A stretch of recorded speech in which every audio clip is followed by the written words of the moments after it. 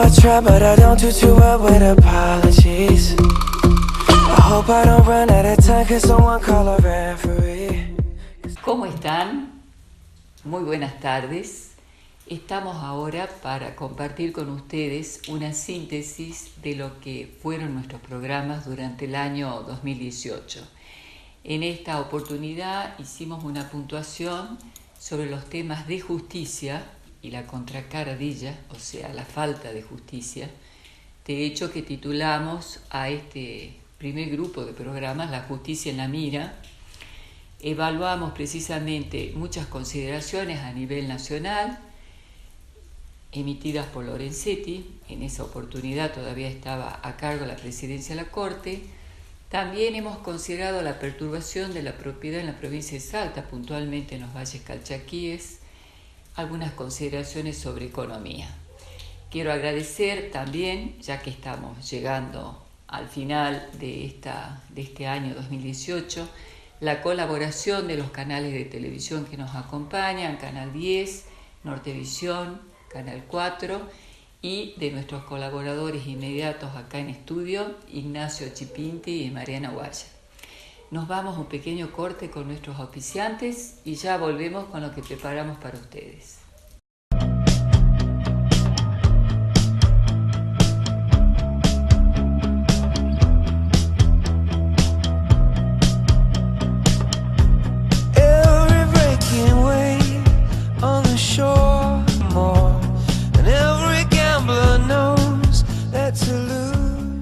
¿Por qué la justicia en la mira?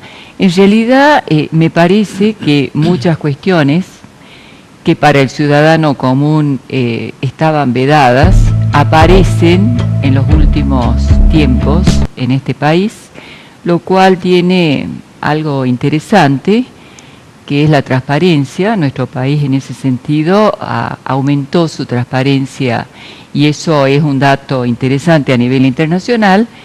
Pero también es la mira a la justicia en el sentido de estar en el blanco, porque lo no sabido es también algo grosso en el lenguaje común.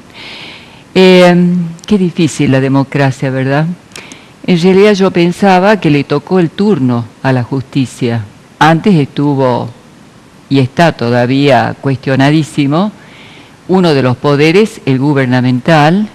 Ni qué decir del Congreso, que todavía no se aparece y desaparece, pero que también ya muestra la punta del iceberg. Y no hemos encontrado otra forma de sobrevivir y de gobernar que no sea esta democracia hasta donde yo conozco el mundo occidental. Algunas propuestas lindas. El año pasado, por ejemplo, vimos como alternativa para que la democracia de última, que no marcha como debería ser, o sea, con una independencia de poderes, sin que ninguno someta al otro, y también, como otra alternativa, sin que los tres se unan para sofocar al ciudadano, para beneficiarse, podríamos decir.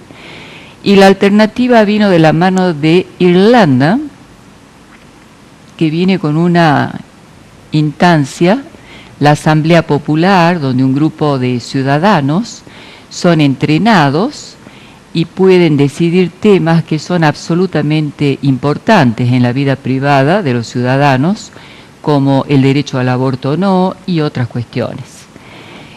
Hay una serie de información, especialmente en Europa, sobre el fracaso de la democracia, pero también sobre no hay otras alternativas que sean formas de gobernar en donde en teoría esté representado el ciudadano.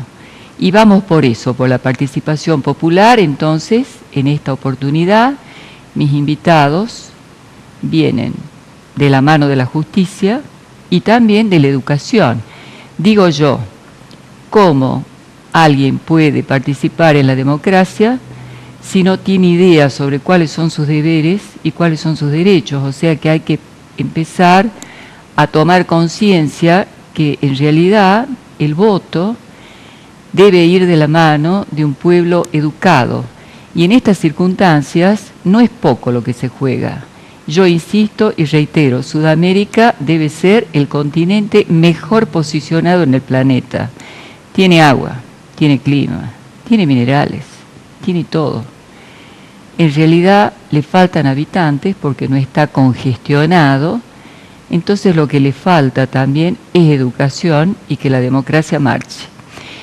Pero el ciudadano común no entiende por qué la justicia no decide y no sabe bien si realmente está en condiciones de decidir entre el bien y el mal. Y termino con Maquiavelo, que dice que en realidad cuando uno desconfía de una institución, entra en una descalificación de la institución, en donde todo el mundo se permite los agravios y los funcionarios dejan de representar a la institución. Y esto es altamente peligroso para la democracia y me parece que la campaña de difamación, porque es difamación la palabra que utiliza Maquiavelo, después de la desconfianza y después de no poder decidir entre el bien y el mal, que tendría que ser la función estructurante, pareciera que es una nube negra que está hoy sobre la República Argentina. Estela, me pareció que fue muy valioso para desarrollar lo que estás planteando, tu introducción. Esto de la justicia en la mira y pensando en mira como vemos a la justicia y la justicia como blanco de ataque de distintos sectores de la sociedad, que vos planteaste al principio, me pareció una muy buena introducción y la terminaste con algo que creo que engloba, y esto hacia el discurso de Lorenzetti, que es el sistema, cómo funciona. Vos te referías a Irlanda buscando alternativas a los sistemas democráticos, a los sistemas republicanos, a la de la división de poder, es porque hay una búsqueda de alternativa frente a la falta de funcionamiento de algunas cosas. La justicia en la mira, y en el discurso de Lorenzetti, y después voy a hablar de mi mirada, él empieza su discurso con su mirada de la justicia y lo sigue sintiéndose blanco de la justicia cuando habla de los ataques, y ahí intenta hacer una autocrítica muy liviana, muy superficial, pero una autocrítica que en Lorenzetti no se lo escuchó muchas veces, pero porque justamente después de muchísimos años de discursos que a vos te parecieron atrayentes, a los que lo escuchamos hace muchos años nos parece que es más de lo mismo. Más de lo mismo. Porque la verdad es que desde el Poder Judicial de la Nación muchísimas iniciativas que podrían haber dependido directamente de él no las hizo, o que su gestión, hasta vos mismo con tu visión dijiste, hizo un reconto de Lorenzetti 10 años después. Lorenzetti es solo presidente de la Corte, hay una Corte atrás que define las políticas. Pero esta mirada que vos decís, en Lorenzetti también es lo que yo rescato, yo estuve ahí, lo que yo rescato es una autocrítica que pone en posición a la justicia de decir, tenemos que hacer algo para modificar algo que o no hicimos o no pudimos hacer por alguien, pero lo pongamos sobre la superficie. Y lo otro es la discusión de las políticas de Estado. Muchos de los puntos que toca Lorenzetti en este discurso se refiere, y esto aliviana su autocrítica, a cosas que debemos discutir en el país como políticas de Estado y no estamos discutiendo. Por eso que en la mirada de Lorenzetti, yo te darás cuenta que no creo mucho en Lorenzetti, porque la verdad es que si bien ha tenido algunas iniciativas, no tendrían la profundidad que yo creo que requiere hoy el Poder Judicial. Él se las atribuyó a problemas con el Ejecutivo y son reales. Son reales porque es irrazonable, como vos también los planteás, y por eso me agarro de tu exposición inicial, es irrazonable que hoy un proceso empiece y la solución le llegue al ciudadano a los 10 años, a los 8 años, a los 7 años. Eso es realmente irrazonable.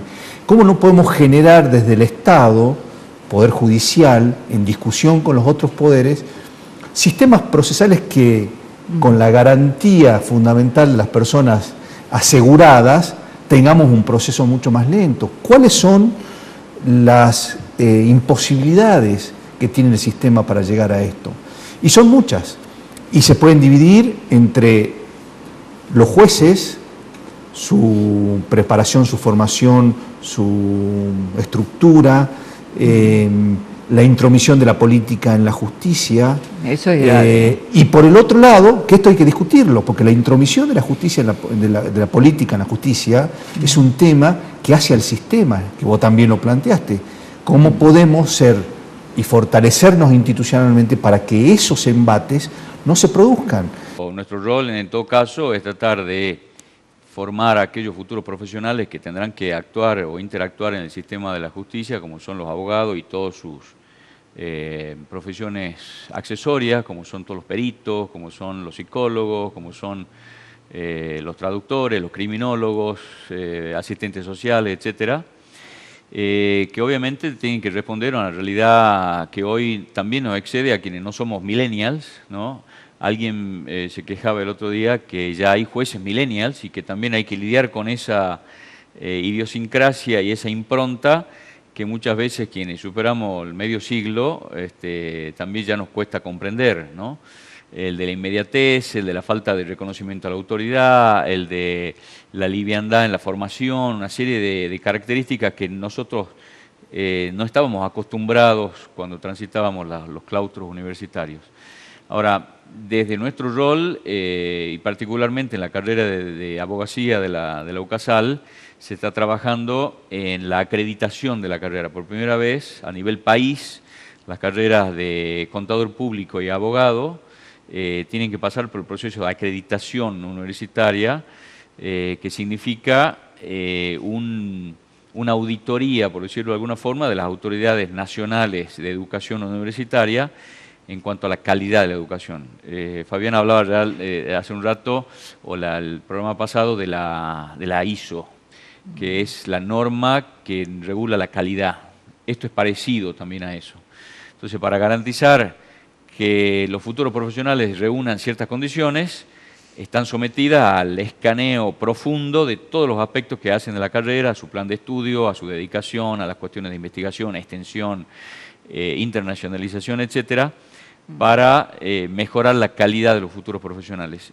Es un problema también que tengamos tantos abogados y creo que es un poco el reflejo de la sociedad argentina, la litigiosidad, la generación espontánea del conflicto y del llegar a extremos, cuando a lo mejor muchas veces un abordaje temprano podría prevenirlo. La mediación. También es un síntoma, ¿no? Que haya exceso de abogados cuando faltan ingenieros o hay profesiones que como son los ingenieros informáticos, que antes de recibirse ya los están buscando porque hay una gran demanda laboral. Y bien, aquí con nuestros invitados nos acompaña la diputada Betina Romero. ¿Cómo estás, Betinita? Qué gusto que nos visites. Gracias a vos, Estela. Un placer nuevamente estar en tu programa y te felicito por esta forma de encarar temas que a todos nos afectan. Y si te parece mi opinión, y me gustaría centrarme en la discusión en lo que tiene que ver la ausencia de justicia que sufren las familias, ¿no?, de nuestra comunidad y puntualmente las mujeres.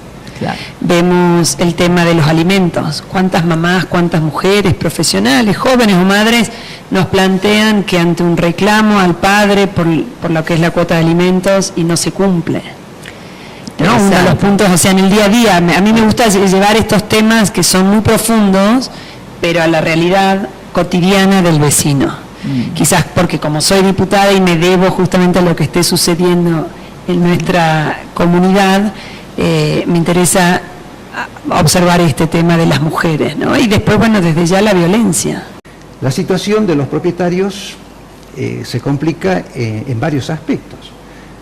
Uno de los problemas que tenemos es que no podemos producir, no podemos desarrollar, no podemos generar proyectos que garanticen el desarrollo tanto en lo personal, familiar. Bueno, a partir de esta ley aparecen personas invocando ser parte de un pueblo originario, en este caso Diaguita Calchaquí, y que por sus ancestros serían dueños de esas tierras, de los valles calchaquí. Pero bueno, si uno analiza esta situación, yo como vallisto, como calchaquí, también debería estar dentro de ese grupo, pero sin embargo no lo estoy. Y no es porque yo no me sienta originario o no me sienta vallisto o no me sienta calchaquí. Seguro. Creo que acá las diferencias son otras. Y las diferencias parten de aquellos que tenemos alguna propiedad, y no estamos hablando de grandes propiedades. En mi caso particular, 5 hectáreas. ¿Y tiene Y perturbación? tenemos perturbación a partir del 2010 en adelante. Aquí nuevamente, en este espacio, con una mesa variada, diría yo, y con temas también. Hemos asistido desde la semana pasada a lo que sería una respuesta escandalosa, me parece, por parte de los medios, en relación al préstamo que se tramita en el Fondo Monetario Internacional. La verdad es que si yo tengo que dar una opinión desde mi lugar, diría que la corrupción deja una secuela ingobernable. La secuela de la corrupción de tantos años, desde mi punto de vista, genera la desconfianza en el otro. Cada vez que Macri toma alguna medida, de pronto son estas reacciones dramáticas, escandalosas, y yo creo que lo que nos falta es precisamente confianza. Y otra cuestión, ¿a dónde estábamos los argentinos durante estos últimos años? Hay algo que se llama principio de realidad, que se instala en el aparato psíquico, como decía Freud, a partir de los primeros momentos de la vida. El principio de realidad te conecta con lo que está pasando y con la verdad. ¿Que no nos dimos cuenta de la verdad? Pareciera que ahora, si Macri pide un crédito al Fondo Monetario Internacional, es el fin de la República Argentina. Cada cual da su opinión. Uno ve una Argentina absolutamente desorganizada, y esto, lo digo sinceramente, promocionado por las noticias de los medios. A mí me parece que el Fondo Monetario Internacional no le da un crédito a cualquier país. No es cualquier institución, en primer lugar. En segundo lugar, es la primera vez que la Argentina recibe un crédito del Fondo Monetario, o nos olvidamos 2001 y otras épocas. Obviamente que va a pedir credibilidad y pondrá sus reglas del juego, como cualquier crédito que se otorga en cualquier banco. ¿Qué es lo catastrófico en esta historia? ¿Que estamos mal? Recién nos dimos cuenta que estábamos mal. ¿Cómo se pretende seguir caminando? ¿Qué preferiríamos? ¿Que vaya la oposición? ¿Que vaya la expresidenta y se lo pida al fondo? ¿Ustedes creen que se lo darían? Creo que la confianza que le tienen a la gestión presidencial de Macri no deja de ser para nosotros realmente una bendición. Se lo van a dar. Veremos cómo se negocia ese crédito. Yo creo, mi sugerencia es, hay que trabajar en eso. Hay que participar desde el lugar que uno tiene en la negociación y en cómo vamos a cumplir y en seguir trabajando.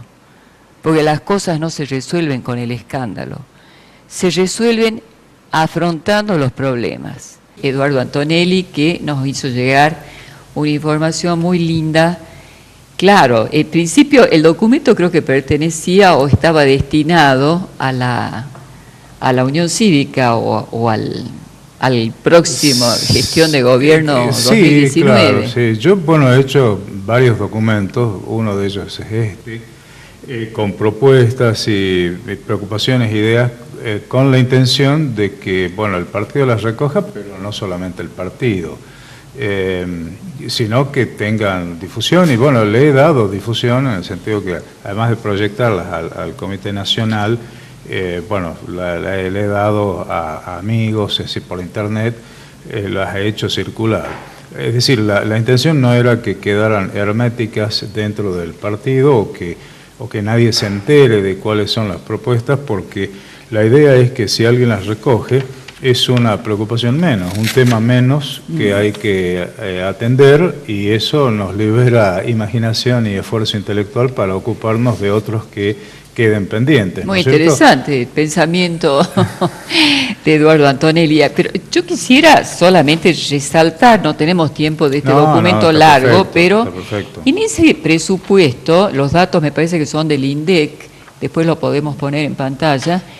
En el año 2012, la administración gubernamental se quedaba con el 38% de erogaciones totales. Sí, sí, sí. Una cuestión absurda cuando uno compara con el presupuesto destinado a seguridad, que era nada más que el 12%, y ya en el año 2012 acá en Salta había problemas serios de seguridad, y ni les cuento lo que es en relación a salud. El que sí tiene tal vez un presupuesto más razonable es educación, con el 26,99, pero el comentario de Eduardo Antonelli en este trabajo es que no se notaba el efecto de la inversión en la calidad educativa, y yo comparto, porque me parecía que ahí la formación docente en ese momento necesitaba inclusive otras temáticas para actualizar el rol del docente, así que en eso estamos de acuerdo.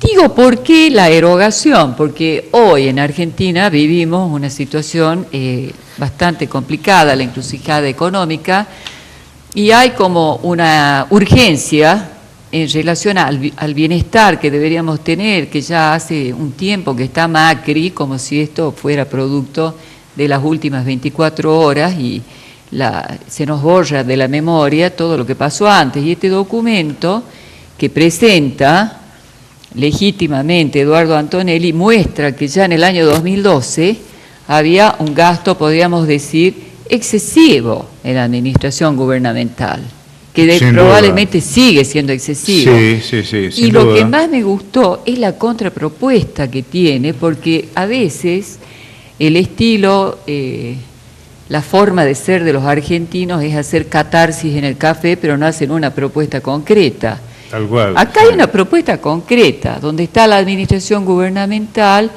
y Eduardo dice que, bueno, que se gaste el 20%, pero no es que los vamos a poner a todos afuera.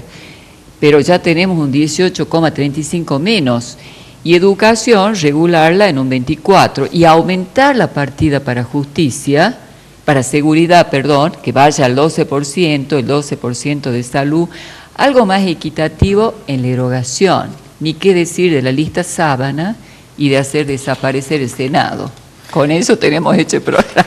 Claro, bueno, ahí la idea es que el gasto es la única herramienta que tiene la provincia, porque no puede emitir moneda, porque no tiene un dólar para modificarlo, suponiendo que eso represente una mejora para, en este caso, la provincia sería. Entonces, la única herramienta que la provincia tiene es el gasto público. Entonces, es un deber imperativo del Ejecutivo principalmente a darle eficiencia y eficacia a ese gasto público, sacarle el jugo, digamos así, para la búsqueda de una transformación de Salta que nos lleve, no en 24 horas, pero sí en un horizonte de tiempo razonable, a un lugar mejor que claramente otras provincias han demostrado que se puede alcanzar.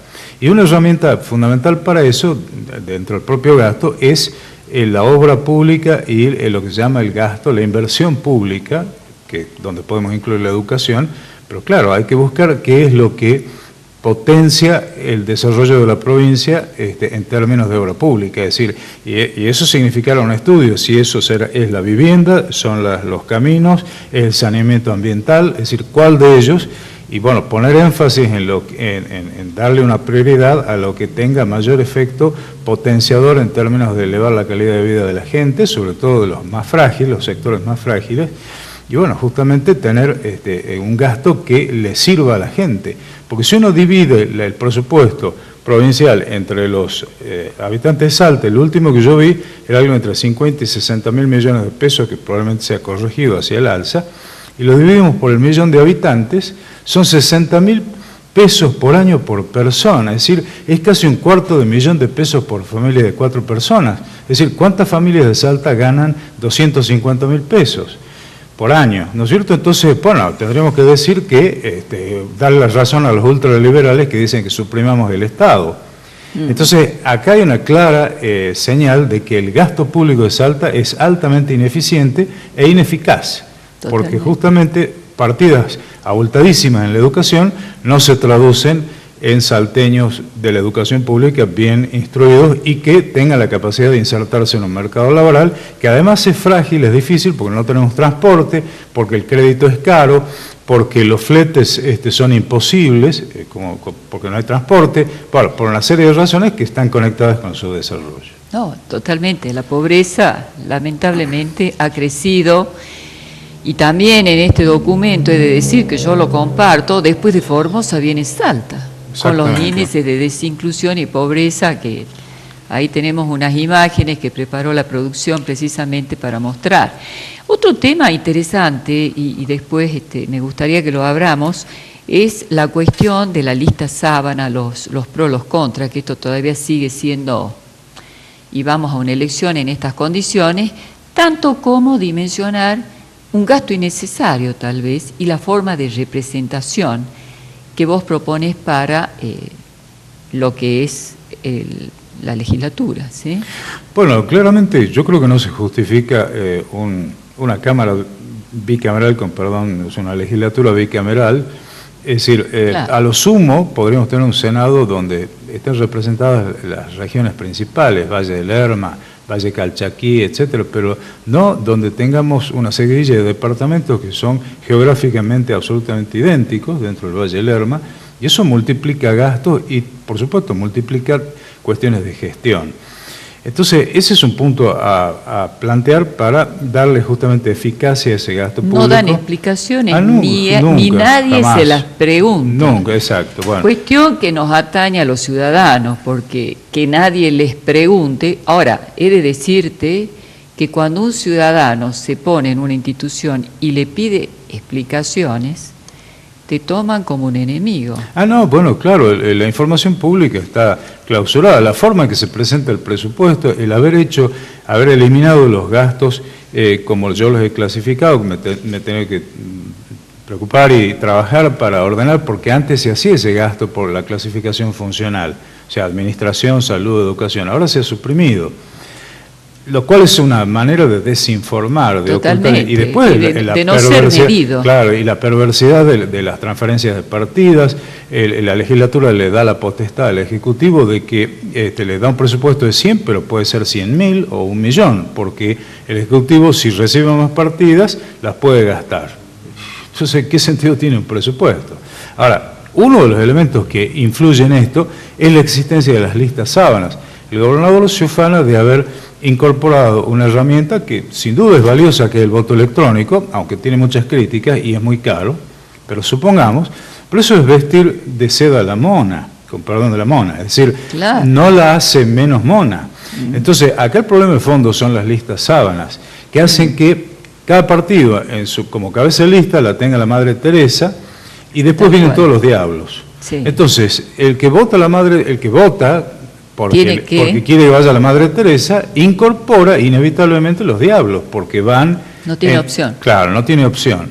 Y justamente la elección es la capacidad de las personas de votar lo que les conviene. Si le permitimos a los burros que elijan los potreros donde el pasto está más tierno, pero no le permitimos a los salteños y a los argentinos que elijan la gente que a su criterio es más capaz y más decente, aunque sea de diferentes partidos políticos. You gotta go